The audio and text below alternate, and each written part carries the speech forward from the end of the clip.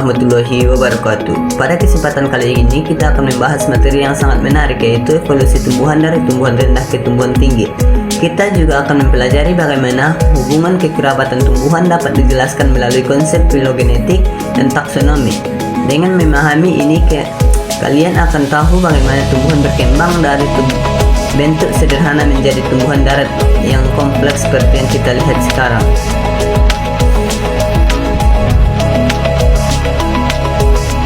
Pengertian evolusi tumbuhan. Evolusi tumbuhan adalah proses perubahan bentuk, struktur, dan fungsi tumbuhan dari waktu ke waktu, dari yang sederhana menjadi yang lebih kompleks. Perubahan ini berlangsung sangat lama, bisa mencapai jutaan tahun, dan terjadi secara bertahap. Awalnya kehidupan tumbuhan hanya ada di air, kemudian mereka beradaptasi untuk dapat hidup di darat. Konsep filogenetik. Filogeni adalah sejarah evolusi suatu organisme atau kelompok organisme dalam tumbuhan. Konsep filogenetik digunakan untuk menunjukkan garis keturunan dari tumbuhan purba hingga tumbuhan ren.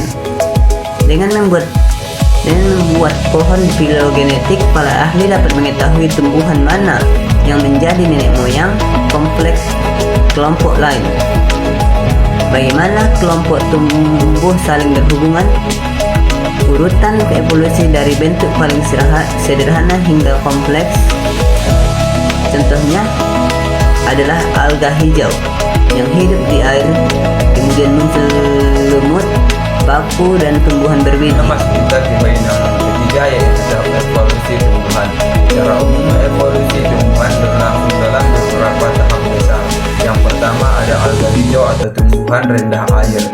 Hidupnya sepenuh di air, belum punya akar dan batang sejati. Yang kedua, lumut atau Virophyta, mulai hidup di darat, tetapi masih tergantung pada air untuk reproduksi. Yang ketiga, paku-pakuan atau Pteridophyta, sudah memiliki jaringan penyambung akar, batang, dan daun sejati, tetapi belum menghasilkan biji. Yang keempat, ada tumbuhan berbiji terbuka atau Gymnospermae, sudah berreproduksi dengan biji, contohnya Papyrus. Dan yang terakhir ada tumbuhan berbiji tertutup atau Angiospermae, tumbuh berbunga, paling kompleks dan paling banyak jenisnya sekarang.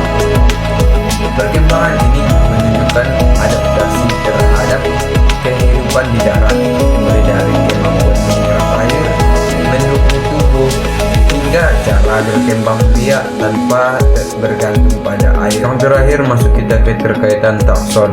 Taksonomi adalah ilmu klasifikasi makhluk hidup dalam tumbuhan. Kita mengelompokkan organisme ke dalam takson. Yang pertama ada kingdom, yang kedua divisi atau filum, yang ketiga kelas, yang keempat ordo, yang kelima family, yang keenam genus, dan yang terakhir spesies. Dengan taksonomi kita bisa melihat keterkaitan antara kelompok tumbuhan, misalnya seperti alga hijau dan lumut berada dalam kelompok yang berbeda, tetapi memiliki hubungan kekerabatan dekat karena sama-sama berasal dari nenek moyang ambuatik.